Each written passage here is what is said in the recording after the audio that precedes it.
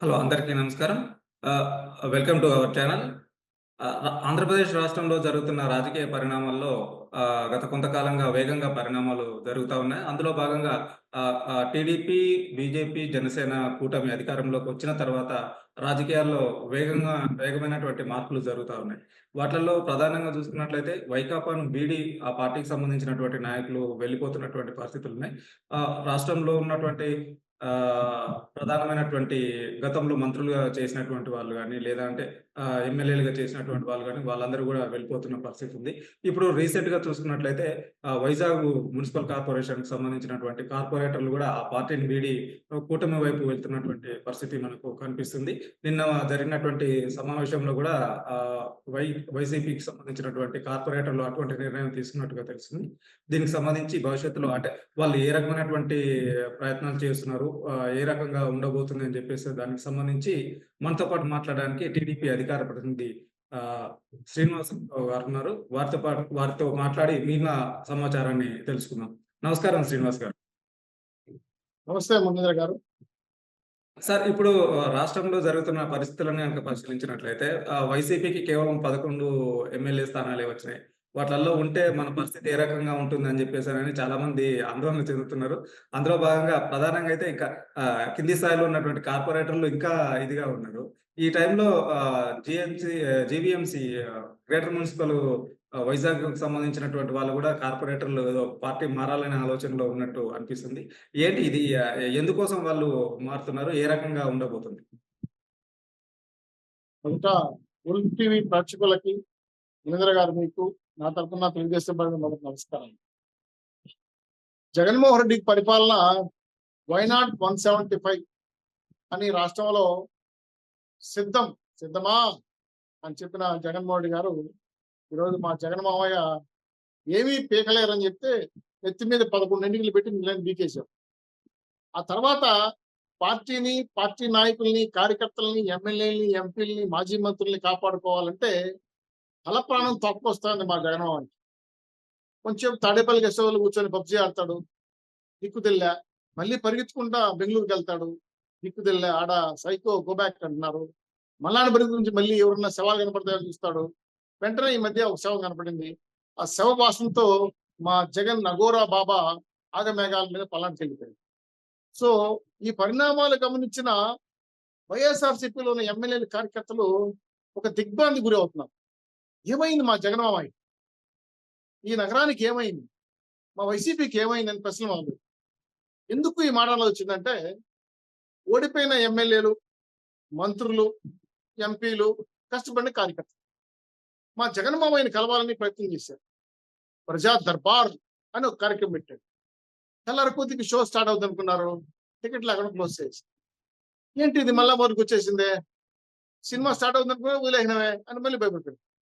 మళ్ళీ ఫోన్ చేశారు. జగన్మోహన్ గారు మా పరిస్థితి ఇట్లా ఉంది. ఓడిపోయినాం, అప్పుల పాలైపోయినాం, మిమ్మల్ని నమ్ముకొని పుట్టి మునిగిపోయినాం అని చెప్పి కలిసి మన బాధలంతా కక్కించుకుందాం, కక్కదాం అని చెప్పి ప్రయత్నం చేస్తే, నేను అర్జెంట్‌గా బెంగుళూరు వెళ్తున్నాను. బెంగుళూరు ప్యాలెస్‌లో నాకు మీటింగ్ వచ్చింది వెళ్ళిపోయాను. చివరికి కార్యకర్తలు, నాయకులు, ఎమ్మెల్యేలు మొత్తం తేల్చిందేమంటే, జగన్మోహన్ రెడ్డి గారు చిప్పు దొబ్బిందనేది అర్థమవుతుంది. ఎందుకు ఈ మాట అలా వచ్చిందంటే, పల్నాడులో స్క్రిప్ట్ చేతిలో పట్టుకొని మాట్లాడుతున్నాడు. ఒక జర్నలిస్ట్ క్వెషన్ వేసాడు. ఉండవా నాకు ఫ్లో మిస్ అయిపోతా ఉంది. నాకు నువ్వు గవ్వని అడిగితే క్వెషన్ అని. అంటే స్క్రిప్ట్ లేకుండా చదవలేని దౌర్భాగ్యమైన పరిస్థితులకి జగన్మోహన్ రెడ్డి వెళ్ళిపోయాడా? ఇంతవరకు జరిగిందంతా రికార్డేనా? ఇంతవరకు చెప్పిన విషయాలను కూడా ఈ స్క్రిప్ట్‌లేనా? ఇంతవరకు జరిగిందంతా కూడా అంతా కూడా ఎవరో రాసిస్తే ఈయన చిలక పలుకులు పలికాడా అని అనుమానం వస్తుంది. టోటల్‌గా వైసీపీ కార్యకర్తలకు ఒక గందరగోళం వచ్చింది. అసలు జగన్మోహన్ రెడ్డి గారు లెజిస్లేటివ్ పార్టీ సభ్యుడిగా, నాయకుడిగా ఎన్నుకున్నారా? ఆ లెటర్ స్పీకర్‌కి ఇచ్చారా? నిజంగా వైఎస్ఆర్‌సీపీ నాయకుడు ఎమ్మెల్యేనా? పులివెందులకు మాత్రం ఎమ్మెల్యేనా? మా పరిస్థితి ఏంది? మా పార్టీలో మిమ్మల్ని నమ్ముకుంటే ఏం కావాలి? ఈయన బీజేపీలో కలిసిపోతాడా? ఇంక తొందరలో కన్వర్షన్స్ పడతాయి, జైలుకెళ్తాడా? పార్టీ నడిపేది ఎవరు? తల్లి, చెల్లి, చిన్నాన్న, పెదనాన్న, బంధువులంతా దూరం వెళ్ళిపోయారు. నమ్ముకున్న వైవి సుబ్బారెడ్డి, విజయసాయిరెడ్డి, పెద్దిరెడ్డి, అలాగే సజ్జల రామకృష్ణారెడ్డి ఇలాంటి వాళ్ళంతా రెడ్లంతా హేమాహేమీల రెడ్లంతా దూరం వెళ్ళిపోయారే. జగన్ ఒంటరిగాడైపోయాడే. అసలు మా పరిస్థితి ఏంది పార్టీలో అని చెప్పి ఎంతెంతో ప్రయత్నం చేశారు మునీంద్ర గారు పార్టీలో ఆయన కలవాలి. కానీ ఇంటర్ దొరకలా. ఏం చేయాలి? హ్మ్. చివరికి వైఎస్ఆర్‌సీపీ నాయకులు విశాఖపట్నంలో ఒక సంఘటన. గత హ్మ్. ప్రభుత్వంలో వాళ్ళు ఉండేటప్పుడు ల్యాండు, శాండు, మైను, వైన్‌తో పాటు విశాఖలో పుష్పల భూములు కావచ్చు, సైనిక్ భూములు కావచ్చు, స్టీల్ ప్లాంట్ అనుబంధ సంస్థలు కావచ్చు, విశాఖలో ఐటీ వింగ్‌ల సంస్థలు అన్నీ ధ్వంసం చేశారు. చివరికి ఎర్రమట్ట దిబ్బలతో సహా ధ్వంసం చేశారు. కార్పొరేటర్ గెలిచారు కదా అక్కడ. కొంతమంది నాయకులు జగన్మోహన్ చూసి ఆయన ఒడ్డు పొడుగు అందాన్ని చూసి ఆ పార్టీలో జాయిన్ అయ్యి టికెట్ తీసుకొని గెలిచారు. ఎట్టయినా సరే మనం కూడా ఈ జగన్మోహన్ అంత కాకపోయినా ఆయన అంత గొప్ప ప్యాలెస్ కట్టకపోయినా కనీసం చిన్న ప్యాలెస్ కట్టుకుందాం. వీళ్ళకి ఎవరికి విలువలే. వీళ్ళొద్దున మీటింగ్ పిలవరు. విశాఖ కార్పొరేట్ మీటింగ్ లో కూర్చుంటే విజయసాయి రెడ్డి ఉపన్యాసం చెప్తాడు కూర్చొని, పలానా చేయమని చెప్తాడు, సంతకాలు పెట్టేస్తారు, వెళ్ళిపోవాలి. వీళ్ళు కేవలం ఉత్సవ విగ్రహాలుగా మారిపోయారు. విశాఖ అనే ఒక పెద్ద నగరానికి ఆంధ్ర రాష్ట్రంలో అంత విలువైన కలిగిన ప్లేసు, ప్లస్ రాష్ట్ర వ్యాప్తంగా దేశవ్యాప్తంగా కూడా ఒక గుర్తింపు కలిగిన టూరిజం సిటీ. ఆల్రెడీ హైదరాబాద్ తర్వాత అంత గొప్ప అభివృద్ధి అయిన విశాఖపట్నం. అందులో కార్పొరేటర్ అంటే ఎంతో కొంత విలువ ఉందిలేని కాళ్ళ దగ్గర వచ్చి అనుకున్నాడు. చివరికి అటెండర్ కూడా పరిగా కూర్చాడు. అందరూ కూర్చొని బాధపడి ఏందయ్యా మాకు ఈ కర్మ, మేము లక్షలు పోసి ఖర్చు పెట్టి ఎలక్షన్లు గెలిచాము, కార్పొరేట్లు అయ్యాము, మీ సంతకం పెట్టడానికి తప్ప ఎందుకు పని కావటం లేదు, మా ఊర్లో మా గ్రామంలో మా వార్డులో కూడా పని చేసుకోలేకపోతున్నాం, కనీసం రోడ్డు వేసుకోలేకపోతున్నాం, ఏదైనా మీటింగ్ పెడితే ప్రోటోకాల్ ఉండదు, గౌరవం లేదు, ఉన్నావో పోయాం అడగరు, ఏదో మీటింగ్ లో కూర్చుంటారు, వాళ్ళు చెప్పింది వినేసి ఒక బిస్కెట్ ఉటిదా వేసుకోవాలి. ఏంటి మా బతుకులు? ప్రజా పరిపాలనలో ప్రజలు ఎన్నుకోబడిన కార్పొరేట్లకి మాకు ఇంతేనా విలువ ఉండదని ప్రశ్నించే వాళ్ళని పక్కతో వేశారు. ఇప్పుడు గతంలో మా కోడిగుడ్డు శాఖ మంత్రి గుడివాడ అమర్నాథ్ గారు వచ్చారు ఫీల్డ్కి. అబ్బాబ్బాబ్బా వెళ్ళొద్దండి, నేను వస్తాను, నేను మనందరి విలువలు కాపాడుతాను, ఎక్కడికి పోవద్దండి అని ఒక కొత్తగా ఈ మధ్య కొత్త దేవుడు వచ్చాడు మాకు విశాఖపట్నం. అంతకుముందు దోచుకుని పక్క వెళ్ళిపోయి ఇంకా విజయసాయి రెడ్డి రాడు, వైవి సుబ్బారెడ్డి రాడు, వాళ్ళు ఏవాడి కాలు తీసేసుకున్నారు, తిన్నారు, మింగేశారు, హ్యాపీగా జల్దేసుకుని వెళ్ళిపోయారు. ఇప్పుడు వైవి సుబ్బారెడ్డి భుజాన వేసుకునే పరిస్థితి లేదు. అమర్నాథ్ వచ్చేసారు. ఎవరు వింటారు? ఎవరైనట్లా 58 కార్పొరేట్లు ఫోన్లు చేస్తే ఫోన్ కూడా ఎత్తట్లా. చివరికి 25 మంది సపరేట్ కుమ్మడి చేరారు. 10 మంది ఆల్రెడీ టీడీపీలోకి వచ్చేసారు. ఎందుకంటే ప్రజాస్వామ్యతంగా తెలుగుదేశం పార్టీ ప్రజాప్రతినిధులకి ఫస్ట్ గౌరవం, ఆ పార్టీ గౌరవిస్తుందని చెప్పి మాతో మదనాలు చేస్తారు. చివరికి విశాఖ కార్పొరేషన్ పూర్తిగా తెలుగుదేశం పార్టీ వైపు వచ్చే పరిస్థితి ఏర్పడా ఉందని, ఎట్లయినా ఆపాలని మా గుడివాడ హనుమంతనాథ్ గారు కోడిగుడి మీద ఇక్కడ పెడుతున్నారు. ఎవరు వినట్లా, ఏం చేయాలి? చివరికి జగన్మామయ్య ఫోన్ చేశాడు. జగన్మామయ్య, ఇది మా పరిస్థితి, రాష్ట్రం అంతా కూడా ఇలా ఇలా ఇలా ఇలా ఇలా ఇలా ఇలా వెళ్ళిపోతున్నారు, ఎలా ఎలా ఎలా ఎలా ఎలా చేయాలని చెప్పి అడిగి, ఏం చేయొద్దు, ఉంటే ఉన్నారు, పోతే పోయినారు, 5 ఏళ్ళు కళ్ళు మూసుకో, మళ్ళీ వచ్చేది మనమే ఆయన స్టేట్మెంట్ ఇచ్చినారు. ఈయన కూడా చిప్ తప్పింది గుడ్డ హనుమంతరావు. ఏందా నా బతికింది అయిపోయింది, వాళ్ళకేదో పొడదు ఇచ్చాను, మీరు ఆమంటే 5 ఏళ్ళు కళ్ళు మూసుకోమంటావు, కళ్ళు మూసి ఎదురుపోతే పార్టీ ఆడు ఉంటుంది అని చెప్పి ఈయన కూడా చివరికి తెల్లారి కొద్దికి మదనపడి అయ్యే పని కాదని చెప్పి డిసైడ్ చేసుకొని ఆయన ప్రయత్నాలు చేసి విరమించుకొని ఇప్పుడు విశాఖ కార్పొరేషన్ మొత్తం కూడా తెలుగుదేశం పార్టీ వైపు వచ్చేదానికి మంత్రాలు జరుగుతున్నాయి, వచ్చేయబోతారు. తొందరలో జగన్మోహన్ రెడ్డి దగ్గర ఉన్న 11 మంది ఎమ్మెల్యేలు కూడా ఆయనకు ఉండట్లేదు, వేరే పార్టీలో మంత్రాలు చేస్తున్నారు, వాళ్ళు వెళ్ళిపోతారు. అసలు ప్రతిపక్ష హోదా కాదు కదా, ప్రతిపక్ష నాయకుడు కూడా జగన్మోహన్ పనికిరాడు. ఆ పార్టీ ఇంకొక 6 నెలల్లో క్లోజ్ అయిపోతుంది, జగన్మోహన్ జైలుకి వెళ్తాడు, ఆ పార్టీ నమ్ముకున్న వాళ్ళందరూ బజార్లో పడతారు. తెలివి కలిగిన వాళ్ళు ఇప్పుడే పక్క పార్టీలో వేరే పార్టీలు తిరిగి ఏదో ఖర్చు పెంచుకొని ఏదో పదవి సంపాదించుకుందామని ఒక ఆతురత ముందుకు వెళ్తున్నారు.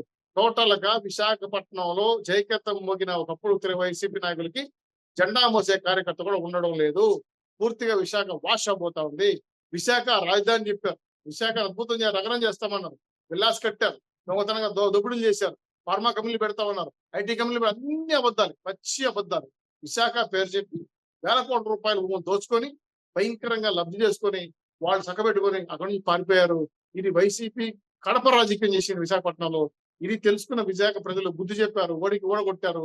చివరికి ఒడివాడాలంటే అమర్నాథ్ రెడ్డి కానీ, ఈయన సజ్జల రామకృష్ణ మంత్రాలు కానీ, విజయసాయి రెడ్డి మంత్రాలు కానీ పనిచేయడం లేదు. కాబట్టి టోటల్ గా విశాఖపట్నంలో మళ్ళీ తెలుగుదేశం పార్టీ జెండా రెపరెపలా ఎగిరింది. కాబట్టి ఈ కార్పొరేషన్ లో మనకు అభివృద్ధి రాదు, ఈ కార్పొరేట్ మన విలువలు ఉండదు. కాబట్టి పార్టీ మారదామని అభిప్రాయానికి వచ్చారు, మారే పరిస్థితి ఏర్పడతారు. కాబట్టి దీన్ని జగన్మోహన్ రెడ్డి గారు వచ్చారు తపస్సు చేసినా వాళ్ళు ఆగే పరిస్థితి లేదు.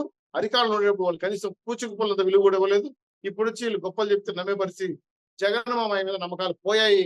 హలో జగన్, బాయ్ బాయ్ అని చెప్పి వెళ్ళిపోతున్నారు. ఇది విశాఖపట్నం సిచ్యువేషన్. ఇందులో ఏ అనుమానం అక్కర్లేదు.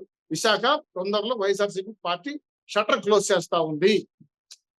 అంటే ఇప్పుడు విశాఖలో ఉన్న కార్పొరేటర్లు పూర్తి స్థాయిలో వచ్చినంత మాత్రాన వైసీపీ అక్కడ పూర్తిగా లేకుండా పోయే అవకాశం ఉంటుందా? రెండోది ఇప్పటికే రాజధాని కూడా లేదని చెప్పేసనని కూడా ఆల్రెడీ ఎందుకంటే పార్టీ అధికారంలో లేదు కాబట్టి వైజాగ్‌లో రాజధాని వచ్చే అవకాశం లేదు. వీటన్నిటి రీత్యా క్లోజ్ అయ్యే అవకాశం ఉంటుందా? లేదనంటే ఇంకా ఎవరైనా ఉండే పరిస్థితి ఉంటదా వైసీపీలో? మంచి ప్రశ్న వేశారు మందర్ గారు. జగన్మోహన్ రెడ్డి గారి పార్టీ లేదండి. ఆయన వైఎస్ఆర్సీపీ పార్టీ ఎక్కడి నుంచి వచ్చింది? కాంగ్రెస్ నుంచి చీల్చుకొని వచ్చింది. కాంగ్రెస్ ఫాలో వాళ్ళు రాజశేఖర రెడ్డి యొక్క లెగసీని గుర్తు చేసుకొని ఈయన కూడా ఆ విధంగా పార్టీని పరిపాలిస్తాడని కాంగ్రెస్ పార్టీ బయటకు వచ్చారు. ఇప్పుడు తెలుసుకున్నారు. మళ్ళీ కాంగ్రెస్ క్యాడర్ శర్మిల వైపు వెళ్ళిపోయింది. ఇంక జగన్మోహన్ రెడ్డి వైపు ఎవరున్నారు? దొమ్మిలు చేసి, గుండాలు, రౌడీలు చేసి వీళ్ళు పార్టీలు ఎవరు నడపలేరు. వీళ్ళకి ఆర్గనైజ్ తెలియదు. వాళ్ళు ఏదైనా ఉంటే భూములు దాచుకోవడం తప్ప. సో ఇప్పుడు పార్టీ క్యాడర్ లేదు కదా. జగన్మోహన్ రెడ్డి ఏమనుకున్నాడంటే నేను బటన్ నొక్కుతున్నాను, జనం డబ్బులు వెళ్ళిపోతున్నాయి, జనం మనం జనం అనుకున్నాడు. మధ్యలో వాలంటీర్లు చూసుకుంటారని వాలంటీర్ చేతులు ఎత్తేసారు. జనం నీ మోసాలు చూసి వాళ్ళు చేతులు ఎత్తేసారు. నీకు 11 సీట్లు పక్కన కూర్చోబెట్టారు. సో జగన్మోహన్ రెడ్డి గారిని వైఎస్ఆర్సీపీ పార్టీని నమ్మే పరిస్థితిలో ఆంధ్ర రాష్ట్ర ప్రజలు లేరు. అందులో ఎస్పెషల్లీ విశాఖపట్నం జరిగిన ద్రోహం మామూలు ద్రోహం కాదండి. దస్పల్ల భూములు కానీ, ఆ సీట్ లాటరైట్స్ కానీ, అదేగా బీచ్ శాండ్ కానీ, చాలా విలువైన ఎర్రబట్టి దిబ్బలు కానీ, అదే ఋషికొండ అలాంటి మహా అద్భుతమైన విలువ కలిగిన చదును చేసిన రుచికొండ విషయం కానీ, అక్కడ జరిగిన విలాసాలు కానీ చూసి రూపాయి ముఖ్యమంత్రి ఎంత ఇన్ని వేల కోట్ల రూపాయలు సంపాదించేశాడని చెప్పి జనాలు ముక్కులు వేలేసుకున్నారు. ఇదంతా మన సొమ్మే, ఇదంతా మన ప్రజల సొమ్మే, టాక్స్ పేయర్ సొమ్మే, విలాసంగా అనుభవించాడు. ఇటువంటి వాడు ఒక దొంగ 6 నెలలు జైల్లో ఉన్నవాడు మన ముఖ్యమంత్రి పదవి చేసిన దానికి ఈ రాష్ట్రాన్ని నాశనం చేశాడని చెప్పి తెలుసుకొని వైఎస్ఆర్సీపీ వాళ్ళకి నమ్మకాలు పోయి, ప్రజలకు ముందే నమ్మకాలు పోయి అసలు జగన్మోహన్ రెడ్డి జైల్లో ఉంది ఎందుకు అని పెద్ద ప్రశ్న అయిపోయింది. ఆయన సొంత పోరాటం చేయలేదు, లేదంటే దేశం కోసం మంచి సోల్జర్ కాదు, ఏదైనా వీర పోరాటం చేసి రాజకీయ పోరాటం చేసి ప్రాణత్యాగం చేయలేదు. ఏమి చేయని వ్యక్తి 16 నెలలు జైలు ఎందుకున్నాడు? దొంగతనం చేసి జైల్లో. అటువంటి వాడికి మనం తాళాలు ఇస్తే పరిపాలన ఈ విధంగా ఉంటుంది తెలుసుకున్న తర్వాత అందుకే ఒక నిర్ణయానికి వచ్చి తొందరలోనే విశాఖపట్నం కాదండి, ఆంధ్ర రాష్ట్రంలో కూడా వైఎస్ఆర్సీపీ పార్టీ తెలంగాణలో బీఆర్ఎస్ ఏ విధంగా భస్మం అవుతా ఉందో ఆంధ్ర రాష్ట్రంలో కూడా వైఎస్ఆర్సీపీ కూడా అదే విధంగా గురుశిష్యుల పార్టీలు రెండు కూడా మాయమైపోతున్నాయి. అక్కడున్న వాళ్ళందరూ కూడా ఇప్పుడే కొంత బుర్రన్నోళ్ళు తెలుగున్నోళ్ళు తట్టాపట్టు సర్దుకొని ఏదో పార్టీలు చేరి గుర్తెచ్చుకుంటున్నారు. ఇంకా లేదు వాడినే నమ్ముకొని మునిగిపోవాళ్ళు సైకో బ్యాచ్ ఉంది.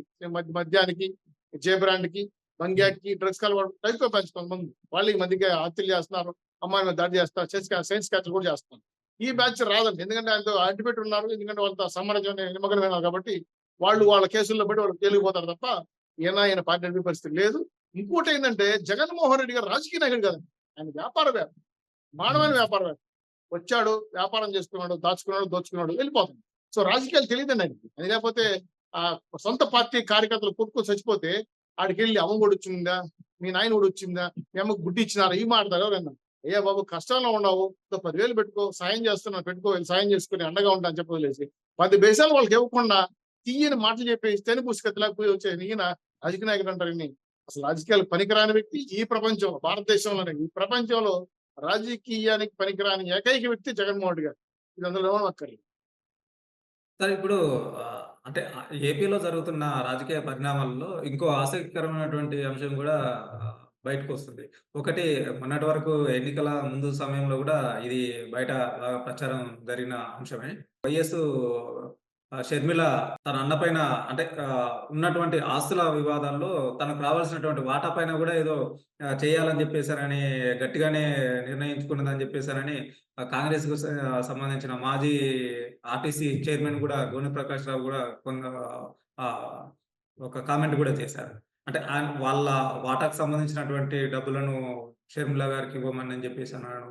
ఇట్లాంటి వీటన్నిటి రీత్యా అసలు వాస్తవంగా వాళ్ళిద్దరి మధ్యలో ఉన్నటువంటి ఆహ్, ఆస్తి తగాదాలు ఉన్నాయా? వాటికి సంబంధించి బయటకొచ్చే అవకాశం ఉంటుందా? లేదనంటే బయట ప్రచారం కావడం వరకే అంటారా? మంచి ప్రశ్న వేశారు మహేంద్ర గారు. నాకు కడప చాలా దగ్గర, మా చిత్తూరు జిల్లాకి తిరుపతి చాలా దగ్గర అన్న తెలుస్తా ఉంటాయి విషయాలు. తిరుపతి నుంచి మహా అంటే 100 కిలోమీటర్లు కడప పులివెందులకి. ఇక్కడ షర్మిల గారు, జగన్మోహన్ రెడ్డి గారు, వాళ్ళ కుటుంబ సభ్యులు సునీతారెడ్డి గారు, వాళ్ళ విజయమ్మ గారు వీళ్ళందరూ రాజశేఖర రెడ్డి గారు బతుకున్నప్పుడు ముఖ్యమంత్రి స్థాయిలో ఆయన ప్రజలకు మంచి పరిపాలన అందించాలనుకొని జగన్మోహన్ రెడ్డి గారిని నువ్వు బెంగళూరుకి పరిమితం అయిపోవు, ఆంధ్రాకి రాబాక, నీ పరిస్థితి నాకు తెలుసు, నువ్వు పెద్ద ఫెయిల్ క్యాండిడేట్, నువ్వు నీ రాజకీయ వ్యవహారం నీకు తెలీదు, నువ్వు బెంగళూరులో ఉండిపో, నీకేం కావాలో పంపిస్తానని బెంగళూరులో పెట్టేశారు. ఆంధ్ర రాష్ట్రానికి రానిలే. ఆ తర్వాత ఆయన హెలికాప్టర్ ప్రమాదం చనిపోయిన తర్వాత జగన్మోహన్ రెడ్డి గారు 10 రోజులు కూడా ఆగకుండా నేను ముఖ్యమంత్రి చేయమని చెప్పి సోనియా గాంధీ కూర్చున్నప్పుడు అది క్లాష్ వచ్చింది. ఆ తర్వాత పరిణామాలన్నీ మనం చూసాం. అయితే రాజశేఖర రెడ్డి గారు బతుకునేటప్పుడు ఆయన అధికారాన్ని అడ్డం పెట్టి ఖమ్మంలో బైరెడ్డిస్ యొక్క గనులు కావచ్చు, అక్రమంగా సంపాదించిన షెల్ కంపెనీలు కావచ్చు, సాక్షి టీవీలు కావచ్చు, సాక్షి పేపర్ కావచ్చు, ఇలాగే సుందూరు పవర్ ప్లాంట్ కావచ్చు, కర్ణాటక పవర్ ప్లాంట్ కావచ్చు, ఛత్తీస్గఢ్ లో ఉన్న పవర్ ప్లాంట్ కావచ్చు, తమిళనాడులో ఉన్న విల్లాస్ కావచ్చు, ఆంధ్ర రాష్ట్రంలో కట్టిన పులివెందులలో ఉన్నటువంటి ఆయన భూములు కావచ్చు, వీటిపైన అక్కకింత, తమ్ముడికింత, చెల్లికింత అని ఒక అవగాహన కుదిరింది బతుకుండగానే. ఇది నీకు ఇస్తామని చెప్పాడు. అది ఓరల్ గా చెప్పాడు. బతుకున్నాడు, ఇంకా చెప్పుకోలే, ఇంకా ముఖ్యమంత్రిగా ఉన్నాడు. అందుకు కూడా హ్యాపీ ఫీల్ అయ్యాను, అంటే నాకు మా నాన్నగారు ఇస్తారులేని. ఆయన అన్ఎక్స్పెక్టెడ్ గా చనిపోవడంతో ఈ విషయం విజయమ్మ కూడా తెలుసు. ఇంకా నా చనిపోయినారు కదా, ఇంకా ఏంటి పరిస్థితి అన్నప్పుడు ఈయన ముఖ్యమంత్రి కావాలనే ఒక పర్యటనలో భాగంగా ఈయన పాదయాత్ర మొదలుపెట్టాడు. కేసులు ఉచ్చుబిగించుకున్న తర్వాత అన్న యొక్క లెగసీని కొనసాగించాలని ఈమె అధికారం తెచ్చి చాలా కష్టపడింది. ఎవరు? షర్మిల. 3600 కిలోమీటర్ తిరిగి. సో ముఖ్యమంత్రి పాత్ర పోషించడంలో, ఆయన గెలవడంలో కూడా కీలక పాత్ర షర్మిల నిలబెట్టుకుంది. ఆ తదనంతరం ముఖ్యమంత్రి అయిన తర్వాత మా అన్న ఏదో ఇస్తాడులే, ఎంపీ పదవి ఇస్తాడులే, కనీసం రాజ్యసభ ఇస్తాడులే అని కొంత ఆశించింది. కనీసం అడ్డర్ పదవి కూడా ఇవ్వాల. పైగా అమ్మతో చెప్పి బాధపడింది. అమ్మ ఇంకా నన్ను ఆస్తులు కొద్దిగా డివైడ్ చేయమమ్మా అమ్మ అని అడిగితే, సరే అమ్మా నేను చెప్తానని చెప్పి కొడుకు చెప్పింది. చూద్దాంలే, జెరూసలంకి వెళ్దాం, క్రిస్మస్ సందర్భంగా నేను ఆడే రాయిచ్చేస్తానని కూడా చెప్పాడు. వాళ్ళ అమ్మ, ఈమె, జగన్మోహన్ రెడ్డి గారు, ఆయన ఫ్యామిలీ, కూతుర్లు, మనవాళ్ళు అందరూ కలిసి జెరూసలంకి వెళ్ళినప్పుడు చెన్నై నుంచి వీళ్ళ బంధువులు ఉన్న అనిల్ కుమార్ రెడ్డి వాళ్ళ బంధువులు కూడా ఉన్నారు. వాళ్ళు కూడా వెళ్ళారు చెన్నై. అక్కడ ఇదే మరి కూర్చొని భోజన టైంలో మాట్లాడుకుంటా, నీకు సాక్షి ఇస్తాను, నువ్వు టీవీ పెట్టుకో, నీ సుందూరు పవర్ ప్లాంట్ ఇస్తాను, భారత సిమెంట్ ఇంత షేర్ ఉందని ఒక వైట్ పేపర్లు ఇద్దరు రాసుకున్నారు కామన్ గా, ఇది నీకు ఇది నాకు అని. సరే ఇస్తాడులే, ఇంత బాగా చెప్తున్నాడు కదా అని చెప్పి జెరూసలంలో మాట్లాడుకున్న తర్వాత అమ్మ కూడా సరేమ్మా తీసుకోను అని చెప్పి ఒక ఇంటర్నల్ అండర్స్టాండింగ్ వచ్చారు. ఓకే.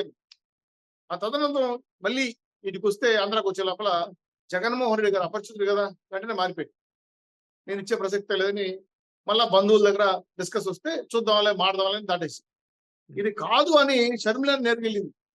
అన్న నాకు ఆడబిడ్డ ఆస్తి నాకు ఇస్తే బాగుంటుంది కదా, నాకు పిల్లలు ఉన్నారు, నా కొడుకు కూతురు పెళ్లికి ఎదుగుతున్నారు, నా బాధ్యత నాకు ఉంటుంది కదా అని చెప్తే, కోపంలో తోసి మెడకు బట్టి గోడకేసి నెట్టిన సందన ఆమె చెప్పిన మాట, ఏం చెప్పిన మాట, తోసి నీకు ఇచ్చేది లేదు, ఏం చేసుకుంటావు చేసుకోబో అని వార్నింగ్ ఇచ్చింది. అప్పుడు ఆవిడ ఇంకా వివేకానంద రెడ్డి గారి మట తర్వాత కుటుంబ సభ్యులకి అభద్రతా భావం చేసింది. ఎన్నికల కోసం, గెలుపు కోసం ఏమైనా చేస్తాడు మా అన్న తెలిసిన తర్వాత, అరే ప్రాణాలు ఉంటే ఏడో చోట బఠాన్లు అమ్ముకుని బతుక్కోవచ్చు, ప్రాణాలే పోతే మనం ఏడు బతుకుతాం అని చెప్పి అమ్మ, చెల్లెలు అందరూ కూడా పక్క రాష్ట్రమైన తెలంగాణకి వెళ్ళిపోయిన విషయం మీకు కూడా తెలుసు. అక్కడ సొంతంగా పార్టీ పెట్టుకునింది. ఆ తదనంతరం మళ్ళీ కాంగ్రెస్ లో విలీనం అయిపోయింది. విలీనైన తర్వాత వాళ్ళు ఆంధ్ర రాష్ట్ర సారథ్యం బాధ్యతలు ఇచ్చారు. మళ్ళా ఆంధ్ర రాష్ట్రానికి రావడం, అన్న మీద మళ్ళీ యుద్ధం స్టార్ట్ చేయడం, చేసిన ద్రోహాలు చెప్పడం, ఆమెని వ్యక్తిగత హననం చేయడం మనం చూసాము.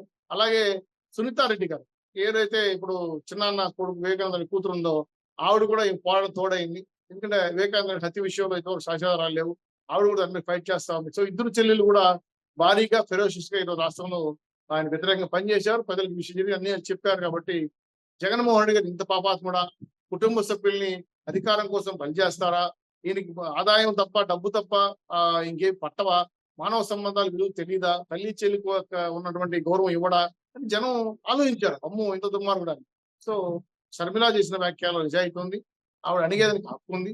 ఆడబిడ్డకి భారతదేశంలో ఎంత ఆస్తి హక్కు ఉందో ఆమెకి తీరాల్సిందే. ఈ విషయం మీద కాంప్రమైజ్ కాదు. అవసరమైతే కోర్టుకి వెళ్తాను, సుప్రీంకోర్టుకి వెళ్తాను లాగుతా ఉంది. గతంలో చాలా విషయాలపైన బాగా పరిష్కారం విషయపైన సున్నితంగా బంధువులని ప్రయత్నం చేస్తే ఇస్తానని చెప్పి తప్పించుకున్నాడు. చివరికి నా భార్య భారతీయ చేతిలో ఉన్నాయన్నీ కూడా నేను ఆవిడతో మాట్లాడి చేస్తానని చెప్పి కూడా మళ్ళీ దాటేసుకున్నాడు. ఇవన్నీ చూసిన తర్వాత ఇంకా లాభం లేదు, మా అన్న ఇవ్వడు, నాకు మా నాన్నగారు రాస్తే నాకు వారసత్వం ఉంది కాబట్టి నేను కోర్టుకి వెళ్తాను, అవసరమైతే యుద్ధానికి సిద్ధమవుతానని చెప్పి ఇద్దరు చెల్లెళ్ళు సహాయపడి ఆమె సాయం కూడా తీసుకొని, ఎందుకంటే ఆవి కూడా కలిసి పెరిగారు. రెండు ఎవరైతే సునీతం ఉందో, సునీతారెడ్డి గారి పెళ్లి, జగన్మోహన్ రెడ్డి గారి పెళ్లి ఒకే కళ్యాణ మండపంలో ఒకే పీట మీద రాజారెడ్డి గారు పెళ్లి చేశారు. అంత సంబంధాలు ఉన్నాయి వాళ్ళకి. అటువంటి కుటుంబాలు ఈరోజు అధికారం కోసం ఈరోజు హత్యలు చేసుకునే పరిస్థితికి వెళ్ళారంటే కడప ఫ్యాక్షనిజం ఆ విధంగా దారుణంగా ఉంటుంది కాబట్టి తెలుసు కాబట్టి వాళ్ళిద్దరు ఒకటయ్యారు. ఖచ్చితంగా ఆస్తుల కోసం ఎందూరమైన వెళ్ళి పోరాటం చేస్తుంది. సుప్రీంకోర్టు హైకోర్టుకి వెళ్ళిన అవసరం అయితే తన మాట తెచ్చుకోవడం కోసం ఆమె కాంప్రమైజ్ కూడా పనిచేయబోతా ఉంది. దీనికి బంధువులంతా కూడా ఒక విషయం ఆశ్చర్య విషయం ఏంటంటే ఆ తోటల రాజారెడ్డి బంధువులంతా కూడా షర్మిల వైపు వచ్చేసారు. జగన్మోహన్ బాబు సాయం చేయట్లా. ఆయన నీకు దండం, నువ్వు ఎవరు నీ పక్క వస్తే వాళ్ళని బలి చేస్తున్నావు అని నమ్మకం పోయింది. బంధువులు కూడా జగన్మోహన్ నమ్మట్లేదు. షర్మిల నమ్ముతున్నారు, ఆ వైపు నిలబడుతున్నారు. చివరికి ఎవరైతే నా ఓట్ బ్యాంక్ అని చెప్పిన క్రిస్టియన్స్ కూడా ఈరోజు షర్మిల వైపు వెళ్ళిపోతున్నారు. టోటల్ గా జగన్మోహన్ రెడ్డి గారు ఒంటరైపోయాడు. చివరికి ఈయన ఉంటాడా రాజకీయాల్లో, జైలుకి వెళ్తాడా, ఆయన ఒంటరి జీవితం ఎలా ఉంటుంది అనేది భవిష్యత్తు నిర్ణయం చేస్తా ఉంది. కాకపోతే జగన్మోహన్ రెడ్డి గారికి భవిష్యత్తు అయితే కనబడిపోయింది. నేను తెలుస్తాను, నాకు ఇంకేమి రాజకీయ జీవితం లేదు, నాకు పుల స్టాప్ పడిపోయింది, క్షమా కూడా కాదని చెప్పి తెలుసుకున్నాడు. చెల్లెలతో వెరీ తెచ్చుకున్నాడు. సమస్య భస్మాసురవస్తంగా మారింది. దానికి తోడు ఇంకో చెల్లెలు చేరింది. హత్యా రాజకీయాలకి నేను చమరగీతం పాడాల్సిన పరిస్థితి వస్తాను. కాబట్టి జగన్మోహన్ రెడ్డి గారు ఈ రాష్ట్రంలో కుటుంబం నుంచి బయట వచ్చేసాడు, ప్రజల నుంచి బయట వచ్చేసాడు, రక్త సంబంధుల బయటకు వచ్చేసాడు, బంధువుల నుంచి బయటకు వచ్చేసాడు. కనీసం ఆయన చుట్టూ ఉన్న స్నేహితులు కూడా నమ్మే పరిస్థితి. కాబట్టి టోటల్ గా జగన్మోహన్ రెడ్డి గారు ఎందుకు పనికిరాని కొనగాని పొయ్యిగా తయారయ్యాడు, విలువలేని వ్యక్తిగా తయారయ్యాడు. కాబట్టి ఆయన అవసరం ఈ రాష్ట్ర ప్రజలకు కానీ, బంధువులకు కానీ, కుటుంబాలకు లేదు చేసిన తర్వాత ఆయన ఇంకా శంకరగిరి మాన్యాలు హిమాలయాలకు వెళ్తున్నామని చెప్పాడు. బహుశా వెళ్తాడేమో. ఈయనకు రాబోయే జగన్ 111వ బాబా, అఘోరా బాబా తొందరలో హిమాలయకి వెళ్తే కూడా చెప్పుకోనక్కర్లేదు. ఇది టోటల్ గా వాళ్ళ స్టోరీ. అంటే ఇప్పుడు వాళ్ళ కుటుంబ సభ్యులు, కుటుంబ పెద్దలు ఉన్న విజయమ్మ గాని, లేదంటే వైవి సుబ్బారెడ్డి గాని, ఇట్లాంటి వాళ్ళు మాట్లాడి చేసే అవకాశం గూడా లేదంటారా? ఒకవేళ అది గూడా సాధ్యం కాకపోతే షర్మిల కోర్టుకెళ్ళే అవకాశం ఉండే అవకాశం ఉంటుందా? ఖచ్చితంగా అనిల్ రెడ్డి బ్రదర్స్ ప్లస్ తర్వాత జగన్మోహన్ రెడ్డి గారు వాళ్ళ అన్న కొడుకులు చెన్నైలో ఉన్నారని నాకు తెలుసు. వాళ్ళు 2-3 దఫాలుగా ముఖ్యమంత్రిగా ఉండేటప్పుడు చర్చ జరిపారు. ఇంటికెళ్ళి మాట్లాడారు. వాళ్ళ అమ్మగారితో కూడా మాట్లాడారు. వాళ్ళ అమ్మ కూడా చెప్పింది. ఆ తర్వాత చేస్తానని చెప్తాడు కానీ చేయడు. పలానికి ఇచ్చి రూపాయలు సెటిల్ చేసుకుని చెప్తాడు కానీ అల్టిమేట్ గా భారతీయ యొక్క ప్రభావం ఎక్కువ ఉంది. వాళ్ళ భార్య ప్రభావం. ఆమె చెప్పిందే ఫైనల్. సో ఆమెకి ఇష్టం లేదు. ఎవరైతే ఆడబిడ్డగా ఉన్న షర్మిల కాస్త ఇష్టం లేదు కాబట్టి ఈ సాక్షి పేపర్, టీవీ అంతా కూడా చేతులు ఉన్నాయి కాబట్టి కుటుంబ సభ్యులకి షర్మిలకి ఆస్తులు ఇవ్వడం ఆమెకు ఇష్టం లేదు కాబట్టి ఈ సమస్య జటిలమైంది, ముడులు పడ్డాయి. బంధువుల ప్రయత్నాలు కూడా విఫలమయ్యాయి. అనేక దఫాలు చర్చ జరిపినప్పుడు కూడా బంధువుల దగ్గర ఊకొడతాడు, చెప్తే నమ్మినట్టే ఉంటాడు, ఇచ్చినట్టే ఉంటాడు కానీ ఏది కూడా ఇవ్వలేదు, ఇవ్వడం కూడా. ఆయన మనస్తత్వం ఏంటంటే సైకో మనస్తత్వం. తను ఒక్కడే బాగుండాలి, తనే బాగుండాలి, నా ఆస్తులు నా దగ్గరే ఉండాలి, ఎవరికి ఇవ్వకూడదు అనే మెంటాలిటీ అయింది. కాబట్టి ఆయన డబ్బులు, ఆదాయం, ఆస్తి తప్ప వేరే విషయాలు పట్టవు. అందుకే ఆయన గొప్ప వ్యాపారవేత్త అందుకని నేను. ఆయన వ్యాపారంలో రక్త సంబంధం చూడు, బంధువులు చూడు, చెల్లిని చూడు, అమ్మని చూడు, ఎవరు చూడు. ఆయనకి సర్వం రూపాయమయం. కాబట్టి ఆ రూపాయి ఉంటే చాలని. దానికి తోడుగా అగ్ని కాజ్యం తోడైనట్టు ఈ భారతీయ గారు తోడయ్యారు. ఆవిడ అసలు ఒప్పుకోరు. కాబట్టి ఈ విషయం ఇంకా కోర్టులో తేలాల్సిందే కానీ జగన్మోహన్ రెడ్డిగా ఎట్టి పరిస్థితుల్లోనూ ప్రాణాల పైన మెడకాయ కోసుకున్నామని ₹1 కూడా షర్మిలకి ఇవ్వరు. అది మాకు తెలిసిన నగల సత్యం తెలుసుకొని ఆవిడ ఇప్పుడు నేను కోర్టు ద్వారా ధర్మ పోరాటం చేయాలని డిసైడ్ అయిపోయింది. కోర్టు ద్వారా ఆమెకి ఖచ్చితంగా వాటా వస్తుంది. ఎందుకంటే హక్కులు ఉన్నాయి కాబట్టి. నా తండ్రి గారి ఆస్తి మీద కూతురికి హక్కు ఉండదు కాబట్టి చట్టపరంగా తెలుసుకోవడానికి వెళ్తా ఉంది. నెక్స్ట్ ఈయన జైలుకి వెళ్తే ఆయన పరిస్థితి ఏంది, కుటుంబ ఆస్తుల పరిస్థితి ఏంది మనకు తెలియదు. ఎందుకంటే భవిష్యత్తు ఆయనకే అంధకారం కనబడతా ఉంది. ఆయన భవిష్యత్తు ఆయనకే అర్థం కావడం కాబట్టి ఈ సైకోతత్వం ఉన్న వ్యక్తులు ఏంటంటే తాత్కాలికంగా ఆలోచిస్తారు కానీ పూర్వపరంగా ముందు విజనరీగా ఎవరు ఉండరు. కాబట్టి ఆయనకి ఈ రోజు గడిచిపోతే చాలు అనే మెంటాలిటీ ఉండే జగన్మోహన్ రెడ్డి గారికి భవిష్యత్తులో చాలా బలమైన సంఘటనలు ఎదురుపడిపోతాయి. తక్కువ తక్కువగలడో చూడాలి. కాకపోతే ఈ రాష్ట్ర అవసరాలు కానీ, ప్రజలకు కానీ, బంధువులకు కానీ, కుటుంబ సభ్యులకు కానీ ఆయన అవసరం లేదు అని ఖచ్చితంగా తేల్చి చెప్పేశారు. జగన్మోహన్ రెడ్డి గారు ఇంకా నమ్మరు అని తేల్చి చెప్పేశారు.